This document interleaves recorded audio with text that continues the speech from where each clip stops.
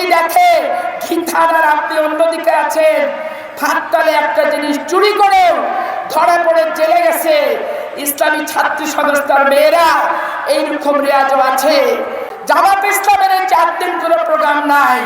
4 দিন প্রোগ্রাম হচ্ছে ভোটারদের ইমান চুরি করার প্রোগ্রাম। এরা ছিচকা চোর।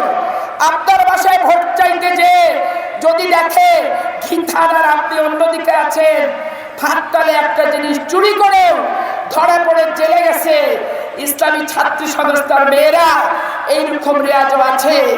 আর যারা মেড ইন ইন্ডিয়া, যারা মেড ইন পাকিস্তান, যারা বাংলাদেশি এখনো হতে পারল না, তাদের কাছে বেঈমানদারি কোনো কাজ ইনশাআল্লাহ আপনারা করবেন না।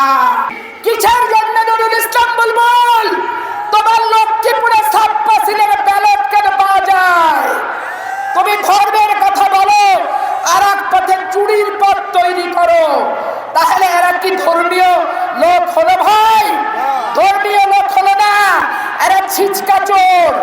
আপনার বাসায় ভোট চাইতে যে যদি দেখে ঘিন্থানার আপনি অন্যদিকে আছেন, ফাঁকতালে একটা জিনিস চুরি করে ধরা পড়ে জেলে গেছে ইসলামী ছাত্রী সংস্থার মেয়েরা, এইরকম রেওয়াজও আছে। আর মা বোনেরা যদি মনে করেন যে জামাত ইসলাম আপনাদের জান্নাত দেবে, জামাত ইসলাম কেন পৃথিবীর কোনো রাজা বাদশার বাপের ক্ষমতা নাই কাউকে জান্নাত আর দোজখ দেওয়ার। হাত তো নাড়ছেন, কিন্তু তালিম ক্লাসে যখন যাচ্ছে তখন তো টুকটুক টুকটুক করে আবার চলে যাচ্ছেন। এই টুকটুক টুকটুক করে যাওয়াটা বন্ধ করতে হবে। প্রত্যেকের বাড়িতে স্মার্টফোন আছে, স্মার্টফোনে শায়েখ আহমেদুল্লাহ সাহেবের ওয়াজ শুনবেন। সে নামাজ, রোজা, ইবাদত, হজ, যাকাত সব কিছু নিয়ে খুব সিম্পল ভাবে, সাধারণ ভাবে কথা বলে। জামাত ইসলামের 4 দিন কোনো প্রোগ্রাম নাই।